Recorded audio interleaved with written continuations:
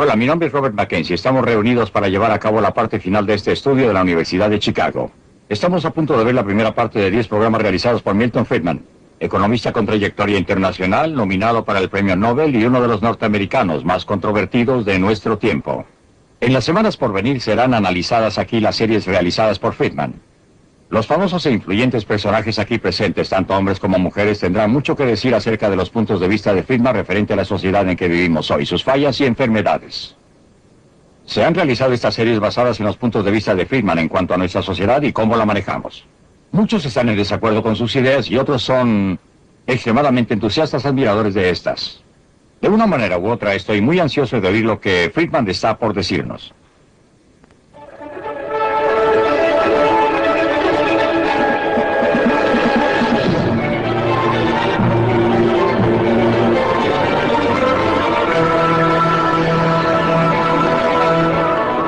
Libre para elegir. Desde el punto de vista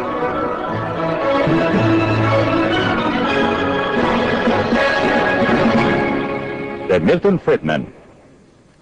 Es una mañana preciosa en el área metropolitana de Nueva York. El poder del mercado. Los cielos están asoleados, con un poco de nubosidad sobre el extremo este de Long Island, observándose algo de neblina. Anteriormente esto era un pantano cubierto de bosques. Los indios Canarsie que vivían aquí negociaron las 22 millas cuadradas de la empapada isla de Manhattan con los holandeses por géneros y chucherías por valor de $24. Los recién llegados fundaron una ciudad, Nueva Ámsterdam, al borde de un continente vacío. En los años siguientes se convirtió en un imán para millones de personas de a través del Atlántico. Gente que era impulsada por el miedo y la pobreza, que era atraída por la promesa de libertad y abundancia. Se dispersaron a través del continente y edificaron una nueva nación con su sudor, su esfuerzo y su visión de un futuro mejor.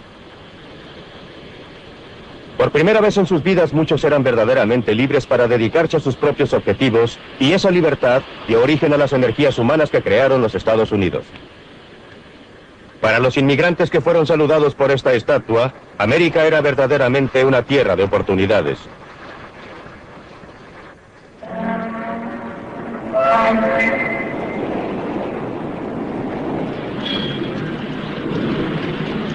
Se lanzaron a tierra con sus mejores ropas, ansiosos y ávidos, cargando sus pocas pertenencias. Eran pobres, pero todos tenían mucha esperanza.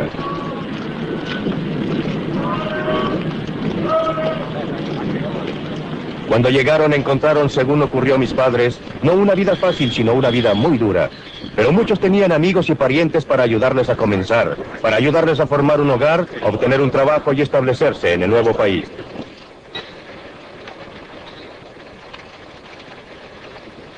Existían muchas recompensas para el trabajo duro, empuje y capacidad. La vida era dura, pero las oportunidades eran reales.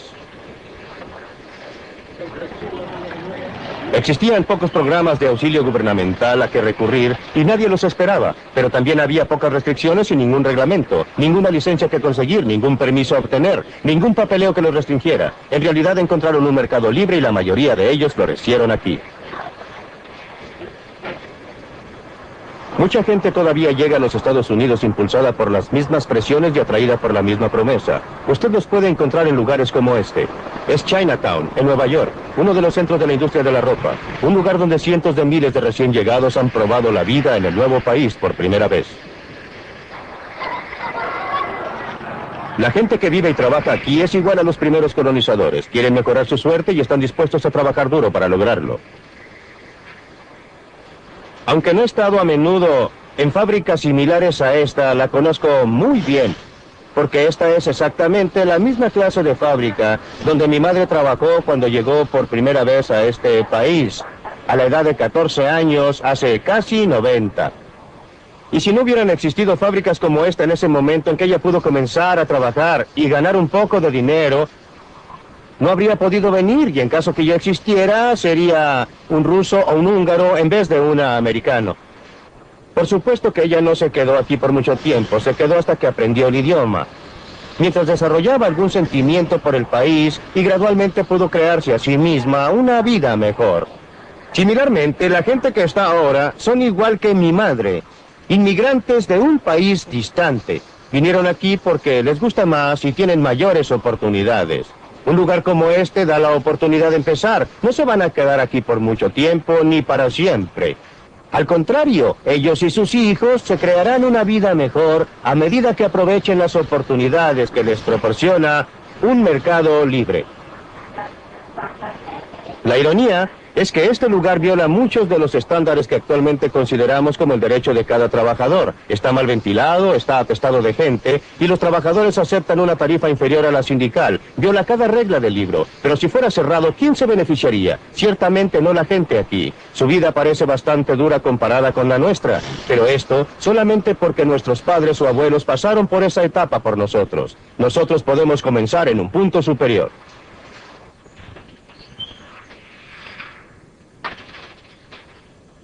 El padre de Frank Visali tenía 12 años cuando llegó solo a los Estados Unidos.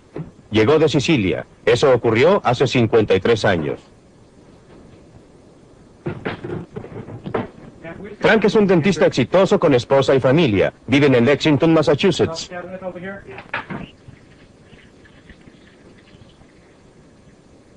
Estupendo, una botella llena toda la garrafa.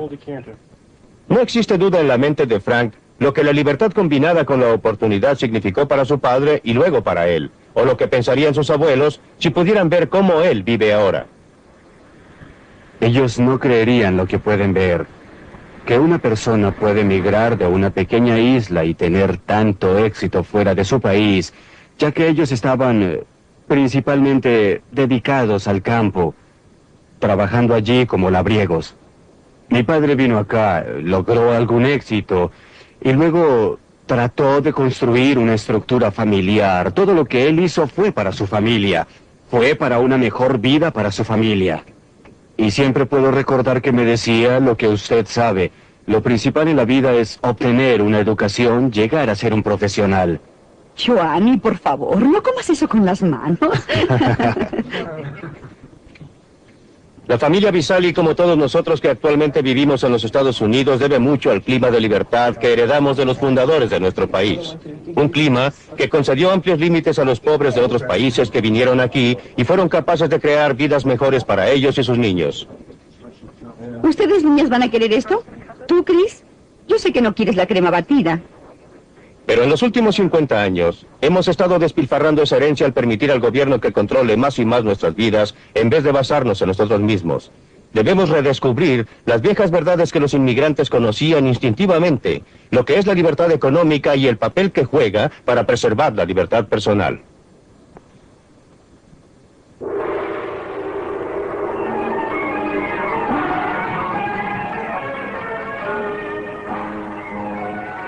Por eso vine aquí, al Mar del Sur de la China. Es un lugar donde existe un experimento casi de laboratorio respecto a lo que ocurre cuando el gobierno se limita a sus propias funciones y da libertad a la gente para que trate de obtener sus propios objetivos. Si usted quiere ver cómo el mercado libre realmente trabaja, debe venir a este lugar. Hong Kong, un lugar que carece casi totalmente de recursos naturales. Casi lo único que se puede nombrar es un gran puerto, pero la ausencia de recursos naturales no ha impedido un rápido desarrollo económico.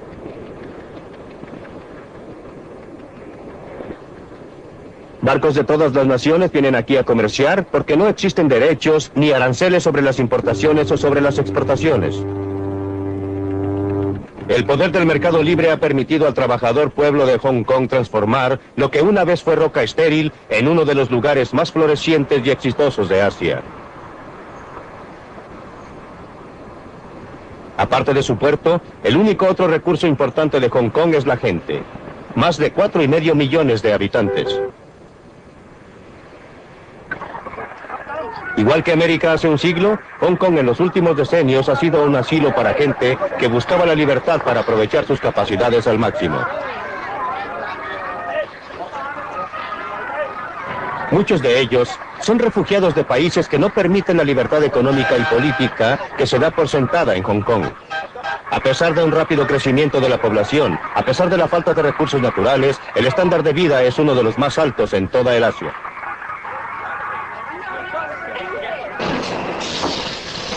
La gente trabaja duro, pero el éxito de Hong Kong no está basado en la explotación de los trabajadores. Los salarios en Hong Kong se han cuadruplicado a partir de la guerra, y esto es después de considerar la inflación.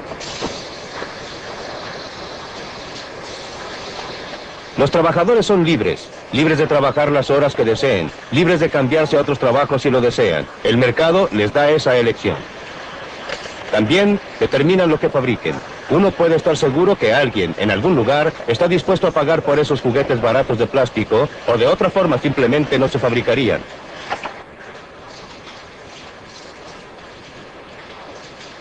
La competencia de lugares tales como Corea del Sur y Taiwán ha hecho que los productos baratos sean menos rentables, y por eso, los hombres de negocios de Hong Kong se han estado adaptando.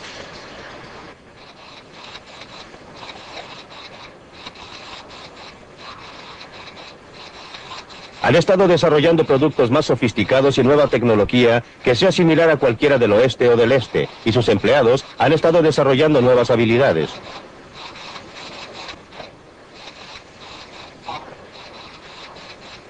Hong Kong no se detiene jamás. Siempre hay algún negocio que hacer, alguna oportunidad que debe ser aprovechada. Por mucho tiempo ha sido un centro de turismo y el paraíso del comprador, y actualmente es uno de los centros comerciales del este. Es la gente común de Hong Kong la que se beneficia de todo ese esfuerzo y empresas.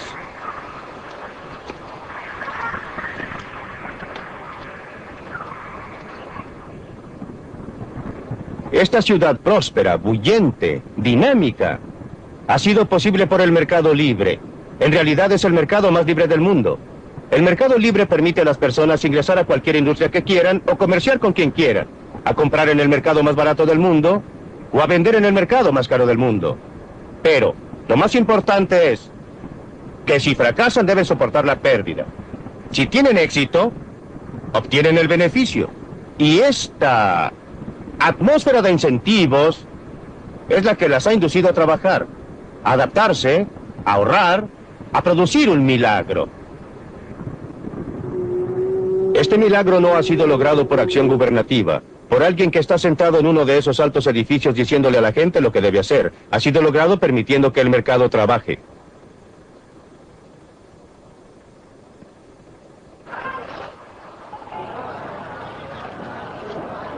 Camine por cualquier calle de Hong Kong y verá las fuerzas impersonales del mercado en operación. El señor Chong fabrica contenedores de metal. Nadie se lo ha ordenado. Lo hace porque ha descubierto que le va mejor en esa forma que haciendo cualquier otra cosa. Pero si la demanda por los contenedores de metal disminuye, o si alguien descubre una forma más barata de hacerlos, el señor Chang pronto recibirá el mensaje. Unas pocas puertas más allá, la firma del señor Yu ha estado haciendo trajes de novia tradicionales de Cantón durante 40 años. Pero la demanda por estos trajes complicados está disminuyendo. La firma ya lo sabe y está buscando otro producto. El mercado dice a los productores no solo lo que deben producir, sino en la forma en que deben producirlo, a través de una gama de precios, el costo de materiales, los salarios de los obreros, etcétera, etcétera. Por ejemplo, si estos obreros pueden ganar más haciendo otra cosa, el señor Ho rápidamente encontraría la forma de mecanizar su producto de marcos para cuadros. Dentro de esta tienda china de medicinas se está desarrollando una transacción del mercado. La confianza del cliente en que esta prueba que parece dolorosa le ayudará no se basa en ningún certificado oficial de la capacidad del osteólogo. Viene de la experiencia propia o de sus amigos. A su vez, el médico lo trata no porque le haya sido ordenado, sino porque será pagado. La transacción es voluntaria, y así ambas partes deben esperar beneficiarse o de otra forma no tendría lugar.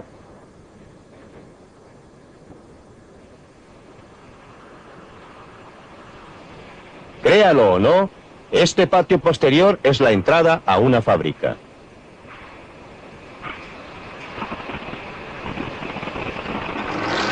Los obreros que aparecen aquí están entre algunos de los mejores pagados de Hong Kong.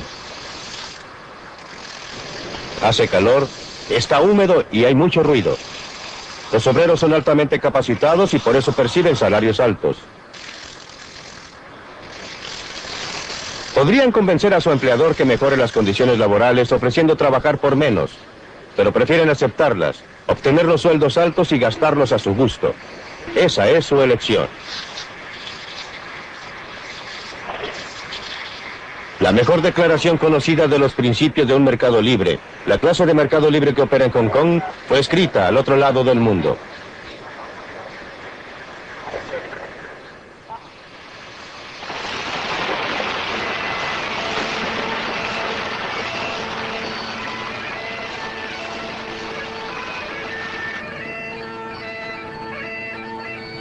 Hace 200 años en Escocia, Adam Smith enseñó en la Universidad de Glasgow.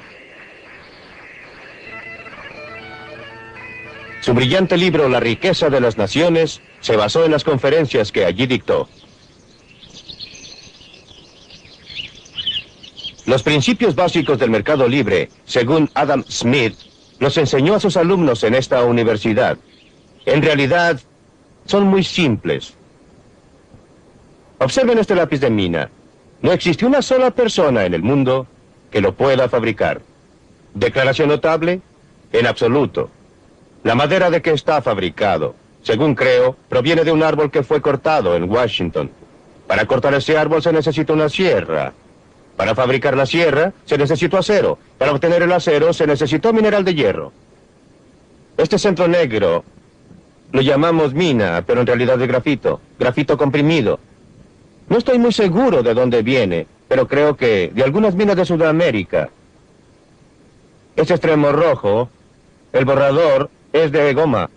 Probablemente proviene de Malasia, de donde el árbol del caucho ni siquiera es originario. Fue importado de Sudamérica por algunos hombres de negocios con ayuda del gobierno británico. El casquillo de bronce, no tengo la menor idea de dónde proviene. Ni la pintura amarilla, ni la pintura que delineó las líneas negras, ni el pegamento que lo mantiene unido. Literalmente, miles de personas cooperaron para fabricar este lápiz. Gente que no habla el mismo idioma, que practica religiones diferentes, que podría odiarse si se conocieran. Cuando usted va a la tienda y compra este lápiz, en realidad está intercambiando unos pocos minutos de su tiempo por unos pocos segundos del tiempo de todas esas miles de personas. ¿Qué los unió y los indujo a cooperar para fabricar este lápiz? No había ningún comisario enviando oficios o dando órdenes desde alguna oficina central. Fue la magia del sistema de precios, la operación impersonal de los precios, que los juntó y logró que cooperaran para fabricar este lápiz, de modo que usted lo pueda obtener por una suma insignificante. Es por esto que la operación del mercado libre es tan esencial, no solo para promover la eficiencia del producto, sino aún más, para fomentar la armonía y la paz entre los pueblos del mundo. Esta gente está viajando entre dos sociedades muy diferentes. Este es Lo U, el punto fronterizo oficial entre China y Hong Kong. Existe una cantidad considerable de tráfico en esta frontera. La gente la atraviesa con un poco de más libertad que anteriormente. Mucha gente de Hong Kong comercia en la China y el mercado ha ayudado a unir a los dos países más estrechamente. Pero las barreras entre ellos son aún muy reales. A este lado de la frontera, la gente es libre no solo en el mercado, sino con respecto a toda su vida. Tienen libertad para hacer lo que quieran, para escribir lo que quieran, para actuar según les agrade. Esto no sucede allá. Por eso la gente de la China, que no puede obtener permiso de salida, llega a extremos peligrosos para escapar. Arriesgan sus vidas.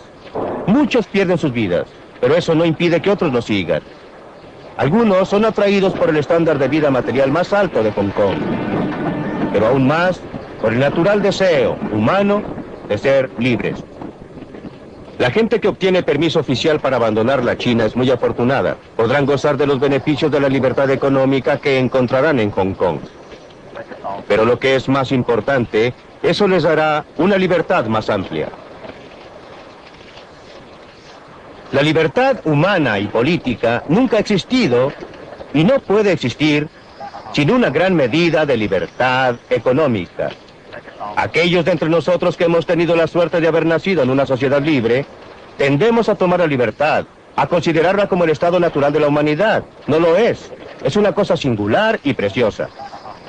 La mayoría de la gente a través de la historia, la mayoría de la gente actualmente, ha vivido bajo condiciones de tiranía y miseria, no de libertad y prosperidad. La demostración más clara de lo mucho que la gente aprecia la libertad es la forma en que votan con sus pies, cuando no tienen otra forma de votar.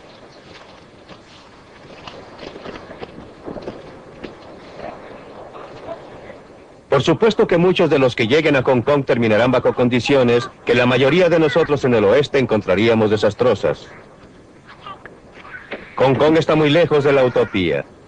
Tiene sus barrios bajos, su crimen, su gente desesperadamente pobre.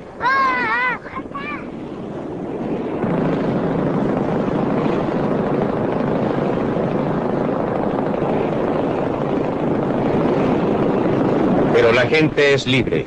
Después de todo, ese es el motivo por el cual muchos han venido aquí, a pesar de tener que vivir en barcos vivienda que se filtran en uno de los numerosos pequeños puertos de Hong Kong. Aquí tienen libertad y oportunidad de progresar, de mejorar su suerte, y muchos lo logran.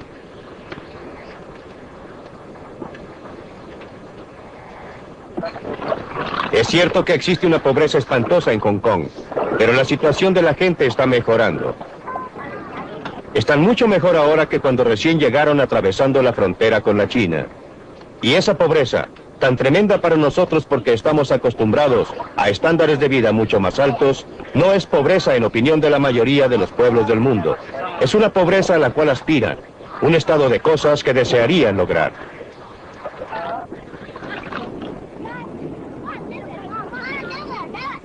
Existe una enorme cantidad de pobreza en todo el mundo.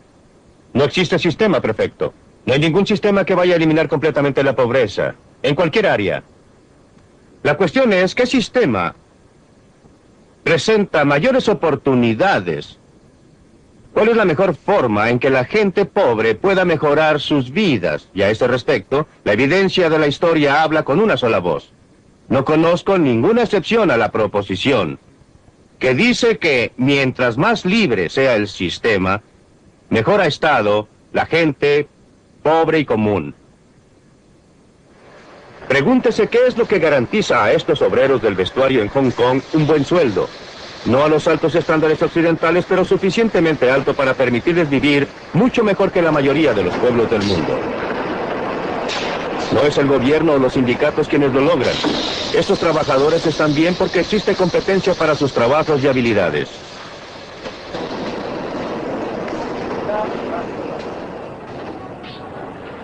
Cuando un hombre de negocios tiene problemas, un mercado amenaza con desaparecer o se presenta un nuevo competidor, y hay dos cosas que se pueden hacer.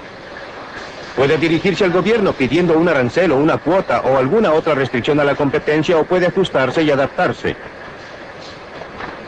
En Hong Kong la primera opción está cerrada. Hong Kong depende demasiado del comercio exterior y el gobierno simplemente ha debido adoptar una política sana de no interferencia. Esto es duro para algunos individuos, pero extremadamente sano para la sociedad en conjunto. Solo los hombres de negocios, que pueden adaptarse, que son flexibles y ajustables, sobreviven y crean buenas oportunidades de empleo para el resto. La ausencia total de aranceles o cualquier otra restricción al comercio es uno de los principales motivos porque Hong Kong ha podido proporcionar un estándar de vida que crece rápidamente. Aún la China comunista reconoce el éxito de Hong Kong. Se ha instalado aquí y ahora acepta el símbolo universal del capitalismo. El Banco de China, el banco oficial de la China comunista, es el mayor banco de Hong Kong.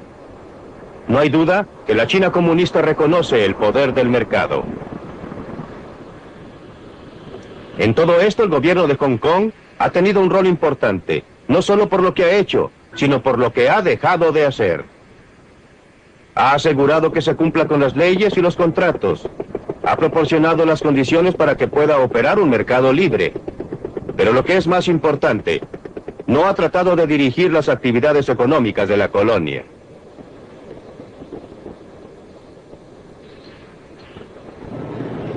Ningún funcionario gubernamental está diciendo a esta gente lo que debe hacer. Son libres de comprar a quien quieran, a vender a quien quieran, trabajar para quien quieran. A veces parece el caos y así es.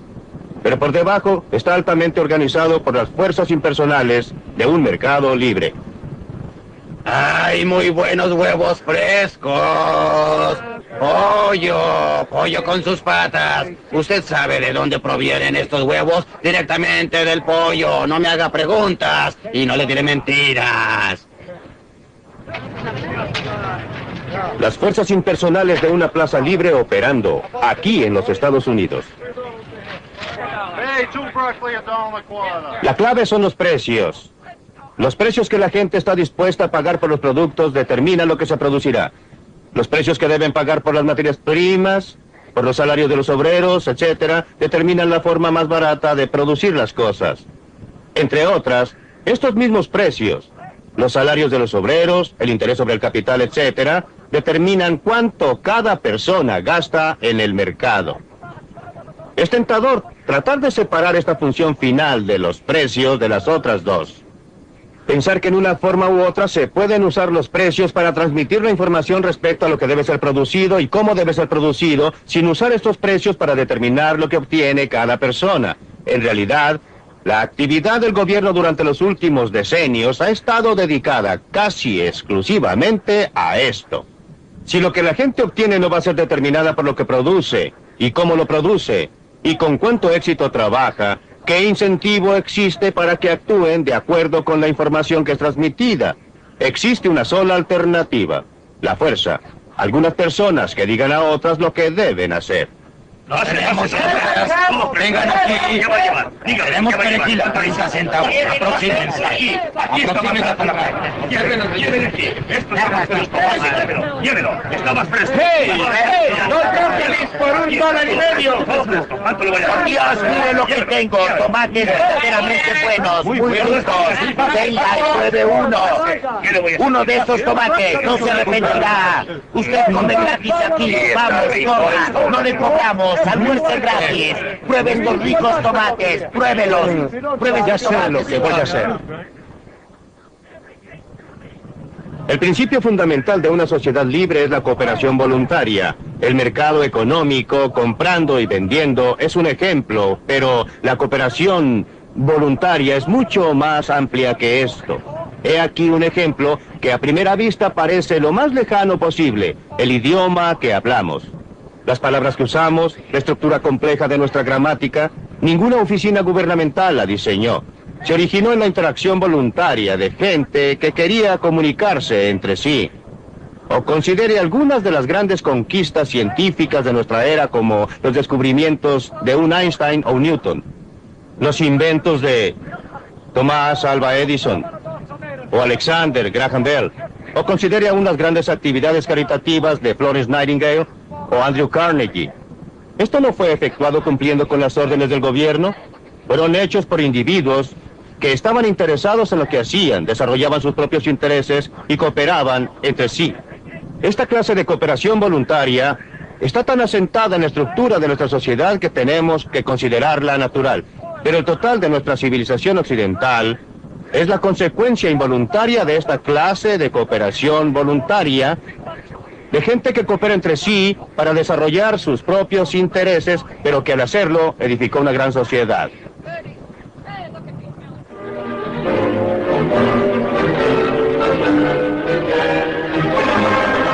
Libre para elegir.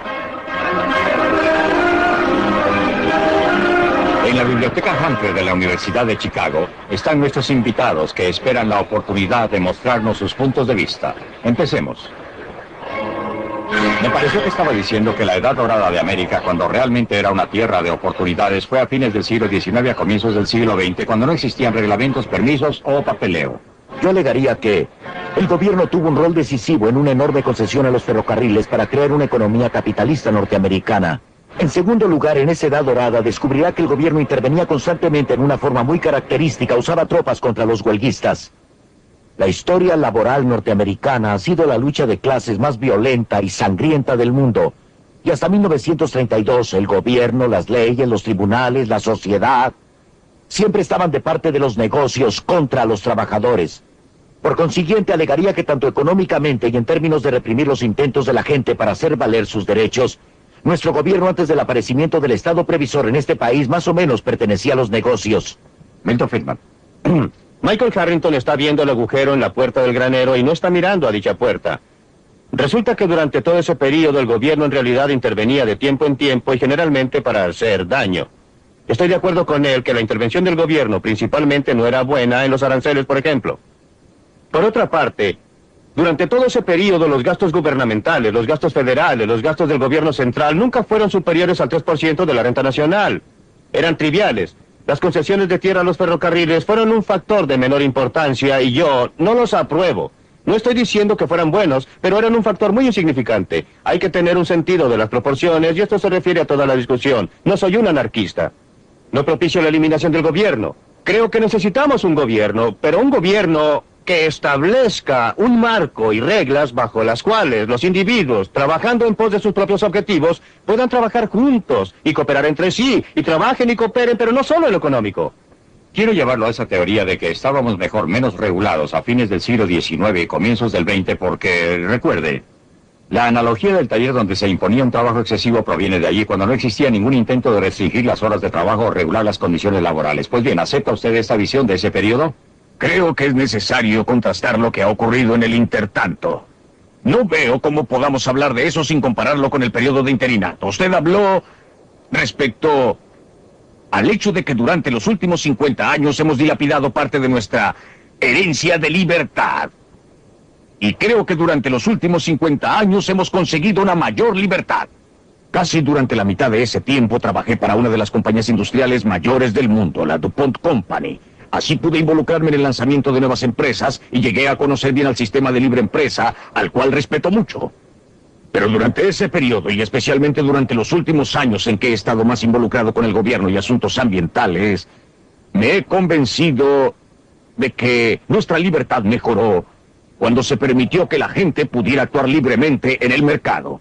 Libertad para votar con sus dólares en el mercado, libertad para votar con sus boletas en el lugar de la votación, y libertad para imponer algunas restricciones a los excesos del mercado, especialmente cuando uno está preocupado de cosas tales como el impacto a largo plazo sobre nuestra salud de la contaminación de nuestro medio ambiente, la introducción de materiales carcinógenos o la radiación de nuestra gente con productos nucleares. ¿Qué hay respecto a poner restricciones a los excesos del gobierno? ¿No se ha convertido eso en un problema cada vez más serio? ¿Cómo puede ser que un gobierno del pueblo supuestamente haga cosas que una fracción muy grande de la población en realidad prefiere que no se hagan, tales como cobrarles impuestos excesivos, regirlos demasiado y sobreregularlos? Creo que nuevamente usted está mirando a un lado y no al otro, aunque estoy de acuerdo en ver lo que sucedió en el intertanto. ¿Estamos mejor que hace 50 años? Jamás lo negaría. Pero estamos parados sobre los hombros de la gente que vivió antes de nosotros y debemos observar lo mucho que lograron desde su punto de partida. Ese fue el periodo en que tuvimos el tremendo influjo de inmigrantes del exterior, millones y millones y millones de ellos, cuando abrimos un nuevo continente, cuando teníamos logros. Milton, usted dice, sin embargo, que existe algún sentido en que preferiría volver a esas circunstancias donde no existía ninguna regulación del trabajo de la fábrica, ningún horario, ninguna limitación de horas trabajadas. ¿Quiere volver a eso o dice que era un escalón de donde estamos ahora? Depende de lo que usted entienda por circunstancias. No quiero tener que volver a usar un coche de caballos en vez de un automóvil.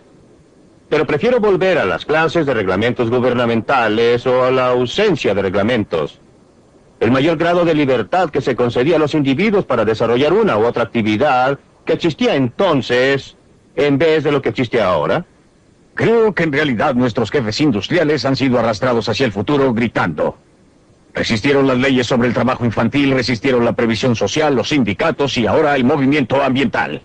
Una vez que el gobierno los forzó a prestarle atención por la votación de la gente en la cabina o lugar de votación, entonces los jefes industriales, los jefes comerciales, prestaron atención a estas reglas y en la mayoría de los casos las han cumplido muy bien. Perdone. Bob Galvin, díganos, ¿es justa esa declaración? Quizás los industriales tienen una visión más clara de la historia y sus expectativas. El bien más precioso que poseemos es la libertad.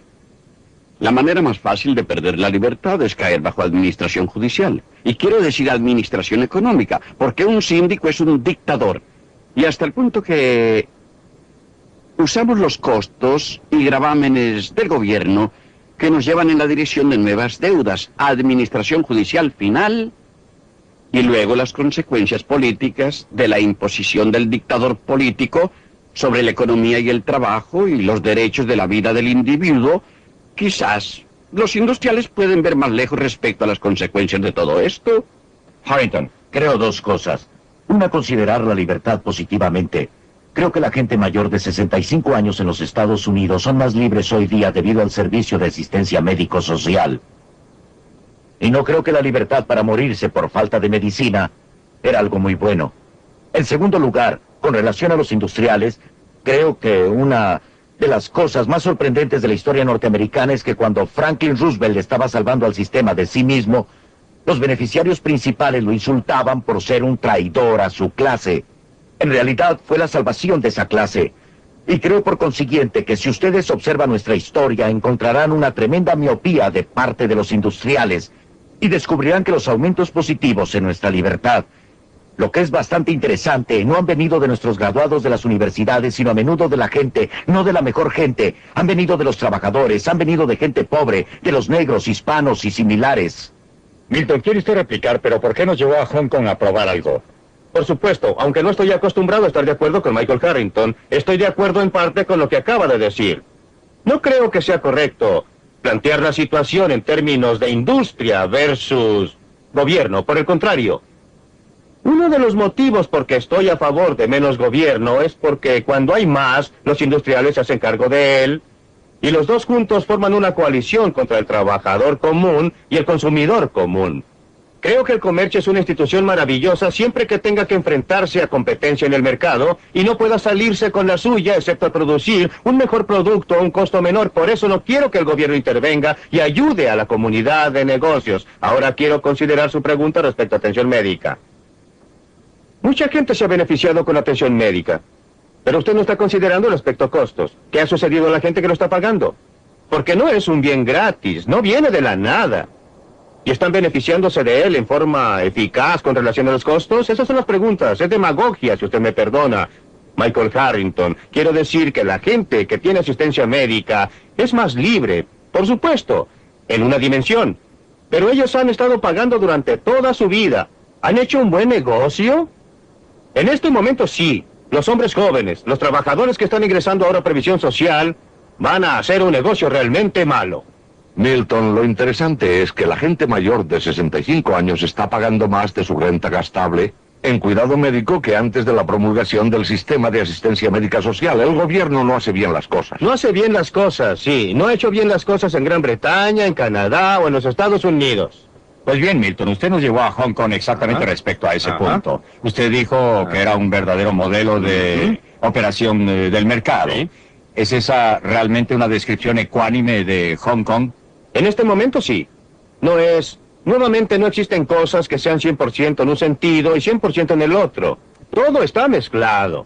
Hong Kong tiene un gobierno y sucede que es un gobierno. En este caso no existe democracia en Hong Kong. Es dirigida desde Gran Bretaña, es una colonia de la corona británica y el gobernador general inglés, etcétera, y el ministro de Finanzas la rigen. Pero la situación en Hong Kong es que existe muy poca regulación de la industria de parte del gobierno. Existe un comercio libre total. No existen aranceles, no existen subsidios de exportación, no existen restricciones para la compra y venta de monedas. De modo que es lo más cercano a un mercado totalmente libre que se puede encontrar actualmente en el mundo, y no existe duda que los principales beneficiarios han sido las personas con bajas rentas, la gente pobre que llega a Hong Kong en cientos de miles y de millones de la China roja y siguen tratando de llegar ahí. Eso se refiere a la pregunta de Michael Harrington respecto de si un sistema industrial, un sistema libre de empresas, un sistema que los pobres sufren bajo los talones de los industriales rapaces, que es lo que le preocupa. Entonces, ¿cómo explica el éxito en Hong Kong? El punto en que la gente continúa votando con sus pies para ir allá. No nos está pidiendo que convirtamos a los Estados Unidos en un Hong Kong gigante, o sea, un taller donde se trabajan horas excesivas. Usted reconocerá que existe el desarrollo histórico de una economía y que lo que puede ser correcto para una etapa en el desarrollo de una economía puede no serlo para otra. ¿No es el asunto a dónde vamos desde aquí? ¿Qué decisión pragmática debemos adoptar respecto a la dirección de la economía norteamericana?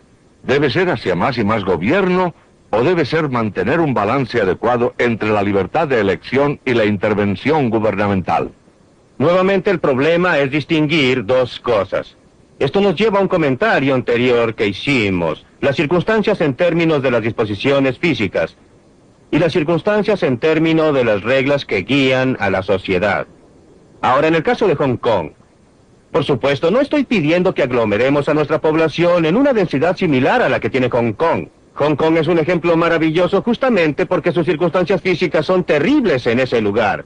A la gente de Hong Kong le encantaría irse a otro lugar con aglomeraciones menores y otra gente los dejara entrar. Este es el problema de la inmigración, que es una restricción muy importante sobre la libertad humana. En el periodo anterior a 1913, teníamos libertad de inmigración en un 100% en los Estados Unidos. No existe ahora, pero volvamos a su pregunta. ¿Usted cree que Hong Kong existiría si no estuviera contigua a la China comunista? Hong Kong existiría. Es muy dudoso que tendría las políticas que tiene ahora si no estuviera contigua a la China comunista. Pues bien, para contestar a su pregunta directamente, sí. Estoy a favor de que los Estados Unidos tengan, no las circunstancias físicas, pero las políticas que ha tenido Hong Kong de cero aranceles, comercio totalmente libre, ninguna restricción en las exportaciones, ninguna restricción en las transacciones monetarias. Un grado mucho mayor, un grado mucho menor de regulación gubernamental. Yo estoy de acuerdo con lo que Russell Peterson dijo antes, que existen efectos de terceros. Hay cosas tales como la contaminación. La cuestión es si las estamos manejando y no lo creo. Quiero que Bob participe en esto. Bob, respecto al comienzo de la agenda de Milton, ningún arancel, por ejemplo, ninguna restricción, ninguna cuota. Ahora bien, los grandes negocios, ¿aceptarán esa clase de política? Creo que las grandes empresas y todas las empresas podrían aplicar esa clase de política si encontramos el factor apropiado de equilibrio. Pues en el resto del comercio mundial, cuando negociamos fuera de nuestras fronteras y a medida que otros llegan, debemos comerciar con instituciones socializadas. Esa es una clase de institución muy diferente a la institución privada. La institución privada obviamente puede operar más eficientemente si no se le impone un precio artificial de la institución socializada allende los mares.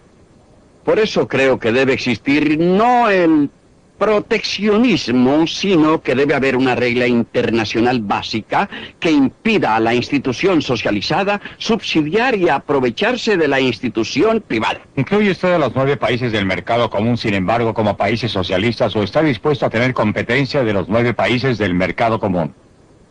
Los 9 países del mercado común europeo se dedican a la más dramática de las instituciones socializadas. No estoy de acuerdo con él. Nos estamos dañando al restringir el comercio exterior. Otros países se están dañando a sí mismos y a nosotros por las medidas que usted describe. Pero solo los estamos dañando más si los imitamos. No creo, Dr. Friedman, que su madre obtendría un trabajo de costura hoy en América si no existiera ningún arancel. Lo que ocurriría es que no habría ningún trabajo de costura en América y haríamos computadoras.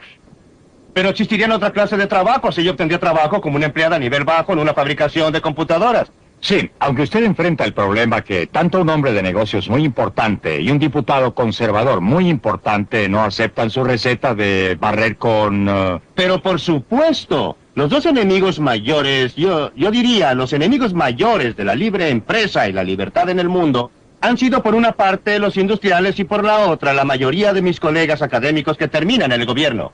Por razones opuestas, personas como Michael Harrington y mis colegas académicos quieren tener libertad.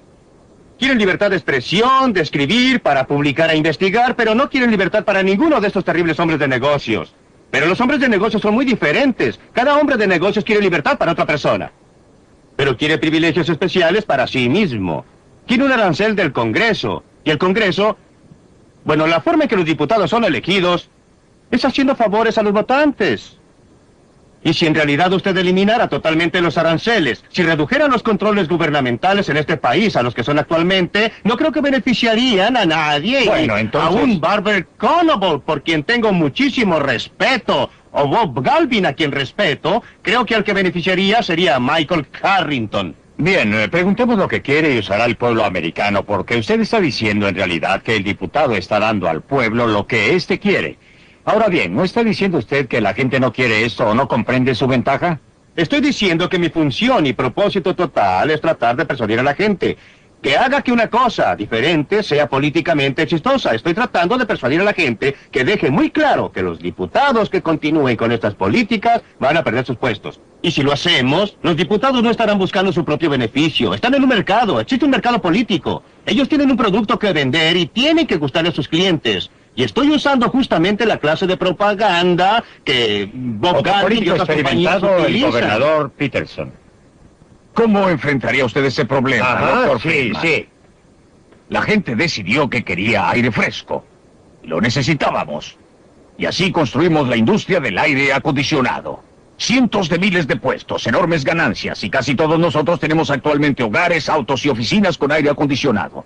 Luego la gente decidió que quería aire limpio, pero no podía comprarlo en el mercado. Y entonces votaron en los lugares de votación. Obtuvieron que sus representantes elegidos fueran al Congreso y dijeran, vamos a tener aire limpio. Pues bien, de la noche a la mañana, se creó un nuevo mercado y el sistema de libre empresa respondió a eso. Y actualmente existe una gran industria ambiental que obtiene ganancias y proporciona empleos. Pero también sirve esta necesidad pública de tener la libertad de respirar aire limpio. Usted subestima burdamente el grado en que el mercado privado es capaz de hacerlo. No es accidente que el aire, antes de tener ninguna de esta legislación, el aire y el agua son más limpios hoy en día en los Estados Unidos que lo que fue hace 100 años. Usted sabe que el automóvil agregó una clase de contaminación, pero eliminó otra clase de contaminación peor. Si usted considera el aspecto que tendrían hoy las calles de Nueva York, si todavía se transportara a la gente en vehículos tirados por caballos, tendría una contaminación a una escala que lo abismaría. Del mismo modo, no es por accidente que el aire esté más limpio y el agua más pura en los países que actualmente son los más adelantados. No es en Afganistán donde usted encontrará aire y agua sin contaminar. Es en los países desarrollados. Así, el mercado es un mecanismo mucho más sutil que lo que la gente reconoce. Me gustaría volver al mundo real, porque en el mundo real no existe ninguna posibilidad de que los negocios norteamericanos, que son un sistema comercial que depende de la seguridad social, vaya a adoptar estas ideas. La forma en que estas ideas funcionan en el mundo real es como una racionalización del mito de la libre empresa que disfraza el hecho del capitalismo de Estado como un argumento contra la intervención social, en una sociedad que en realidad interviene muy rápido a favor de la industria del acero. Finalmente, en términos del proceso político norteamericano, no creo que el proceso político sea tan simple que la gente elija al gobierno. El hecho es que cuando un Jimmy Carter es elegido presidente con una plataforma relativamente liberal, tiene que ganarse la confianza de los hombres de negocios, debido al control del proceso de inversión de parte del poder corporativo. Y creo que ese hecho, el poder corporativo, racionalizado por los mitos de la libre empresa, es el problema central de la libertad de nuestra época, y eso es lo que debe ser atacado. Antes de volver a Milton... No, tengo que comentar sobre esto porque no creo que podamos permitir que las palabras obstruyan lo que realmente es el caso. Creo que usted cree que no tenemos socialismo. Yo le diría que el 46% de cada corporación de este país pertenece al gobierno de los Estados Unidos. Ese es el impuesto a la renta cooperativo, y eso significa que de cada dólar de utilidad obtenido por la corporación, 46 centavos van al gobierno de los Estados Unidos. El impuesto efectivo es muy superior a esto porque se tributa el doble cuando corresponde al individuo. Y el punto hasta el cual las corporaciones controlan sus decisiones de inversión se ha visto reducido en forma creciente. El gobierno está ordenando que gasten sus fondos de inversión a nombre del control de la contaminación o a nombre de otras cosas. Es un mito suponer que existe aquí alguna clase de gran poder cooperativo. Hubo una época en que las corporaciones tenían mucho más influencia que ahora, pero actualmente son una minoría sitiada, me parece más bien una mayoría dominante. Me gustaría que los otros participaran en esto por un momento. ¿Cuál es el proceso para ustedes que quieren alejar al Estado o reducir la influencia gubernamental en la operación de la economía? Antes de dejar a Milton comentar al respecto, ¿qué haría usted como político activo, como otro político y como hombre de negocios? Personalmente creo que debemos controlar el crecimiento del gobierno en el futuro, poniendo un límite en los desembolsos del gobierno. Me gustaría ver una enmienda constitucional que lo logre, si no, continuaremos con que el gobierno va creciendo más rápido que la economía, y así empuja más y más al Producto Nacional Bruto a través del cuerno de lata del gobierno. Creo que sería un error y algo difícil de hacer. Espero que descubramos algún modo de hacerlo sin perder la libertad en absoluto. Gobernador Peterson, ¿puede ser? Creo que avanzaremos sustancialmente fomentando nuestra sociedad pluralista,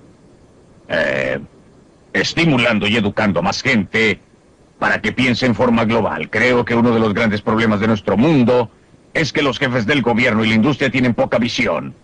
No miran el impacto a largo plazo de sus decisiones.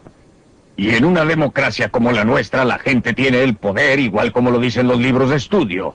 Y si logra este entendimiento y conocimiento mayor, se va a preocupar de que los intereses especiales que eligieron a los funcionarios estén a tono, sean reelegidos.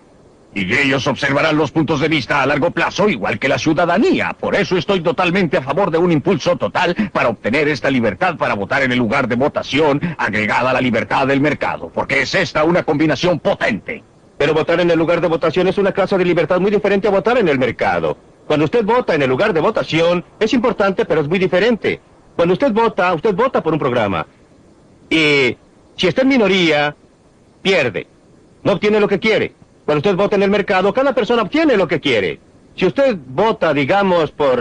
yo voto por una corbata verde y obtengo una corbata verde. Usted vota por una corbata azul, obtiene una corbata azul. En la cabina de votación, si el 60% de nosotros vota por una corbata verde, usted tiene que usar una corbata verde. El 40% puede tratar de influenciar la toma de decisiones por su cuenta. Sí, puede tratar de influenciar, claro, pero es un mecanismo muy diferente y menos eficiente para obtener el mismo rendimiento, los mismos resultados, de acuerdo con el gusto y preferencias personales. No importa qué auto compre, obtendrá aire sucio. Hay gente buena que corre con esta sociedad y la mayoría de la gente de que estamos hablando trabaja en algún lugar y sabe que su compañía está haciendo algo bastante bueno o está tratando de hacer algo bastante bueno.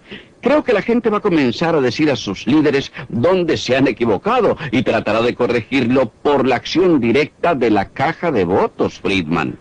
La gente en general es más conservadora y en particular es más liberal. Si usted pregunta a la gente qué piensa del gobierno, dirá, sáquenmelo de encima, menos impuestos. Si usted pregunta en particular con relación a la salud nacional, al empleo total, el gobierno es el empleador del último recurso. Respecto a la contaminación, hagan algo. Se publicó un artículo de Everett Latin Fortune hace un año, que no puede decirse que sea un diario radical de izquierda, que mostraba esta contradicción. Creo que existe actualmente en los Estados Unidos un rápido movimiento a la izquierda, a la derecha y al centro, que obviamente espero que no será resuelto por una reducción general cuyo objetivo sea principalmente la gente pobre y trabajadora, sino por una democratización creciente del poder económico y por una democratización creciente del gobierno. Creo que en esta complicada sociedad de enormes instituciones y burocracias, si hablamos de libertad, una cosa que me gustaría ver sería una ley que proporcione fondos para que cualquier minoría compre la investigación para contrarrestar a la mayoría. Si usted carece de la pericia, del conocimiento de tecnología hoy día, está fuera del debate.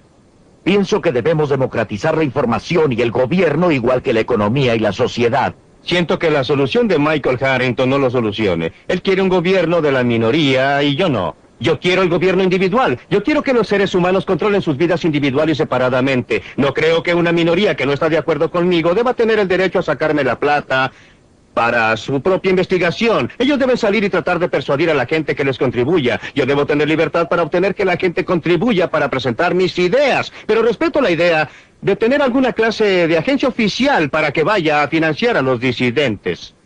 En primer lugar, cualquier persona que tenga algún sentido de realismo respecto a la forma en que opera el gobierno sabrá que terminará en manos de la mayoría y no de la minoría. Pero ¿puede el gobierno en esta economía mundial compleja, extremadamente interdependiente que se está desarrollando?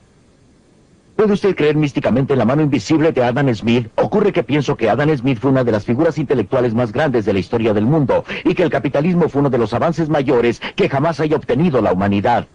Pero precisamente porque lo pongo en un contexto histórico, el capitalismo, según pronosticó un amigo mío que se llamaba Karl Marx hace algún tiempo, ha desarrollado tremendas tendencias hacia el monopolio, concentración, corporaciones multinacionales, abastecimientos de dinero no controlados ya por el Federal Reserve Bank o aún el presidente de los Estados Unidos. y pensar que usted puede responder a este medio radicalmente nuevo con una solución del siglo XVIII. Creo realmente que corresponde a un ejercicio intelectual cuyo efecto práctico y político es racionalizar el poder conservador en América. Esto es un mito completo, que el progreso de un país desarrollado interiormente en un mundo más complicado necesita la intervención gubernamental. La intervención gubernamental no ha crecido en aquellas áreas que se derivan de la total interdependencia del mundo. ¿Dónde crece? Al tomar el dinero de algunas personas y darlo a otras. Doctor Friedman, todo lo que tengo que decir es que el gobierno tiene que vivir en el siglo XX. Por supuesto. Mucho menos que en el XIX o en el XVIII. Sí, pero nuevamente... Y tomar a la sociedad como es hoy en día. En realidad lo hacemos. Y entonces construir sobre eso. Para mí, la cosa decisiva en discusión aquí es una presentación mítica, no histórica, de una solución abstracta tomada del tiempo, que no considera la tremenda evolución de la sociedad capitalista, la tremenda interdependencia del mundo, el hecho que actualmente no solo tenemos una planificación económica nacional, sino que en la reunión cumbre de Tokio tenemos planificación económica internacional de los principales poderes capitalistas industriales. Y bajo estas circunstancias, tomando en cuenta el enorme logro de Adam Smith y el de la sociedad capitalista, bajo esta situación histórica radicalmente cambiada, proponer estas soluciones clásicas, me parece que es proponer algo no serio, que sin embargo funciona para racionalizar el poder corporativo económico y político conservador. Los grandes logros del siglo XIX vienen de apartarse de la clase de sistema que usted quiere volver a imponer. Usted quiere hacernos volver a los siglos XVIII y XVII, cuando teníamos una sociedad corporativa y un gobierno que controlaba las cosas. El asunto no es si lo que alguien está proponiendo corresponde al siglo XX o XIX o XVIII. El asunto es qué es lo correcto en hacer, cuál es la mejor forma, en qué podemos ampliar nuestras oportunidades, conservar nuestra libertad, mantener nuestra prosperidad. Me parece que la clase de solución que usted propone involucra más de lo mismo, más de las medidas que han fallado una y otra vez en lograr los objetivos. Dejaremos el debate hasta aquí y esperamos que se unan a nosotros la próxima edición de Libre para Elegir.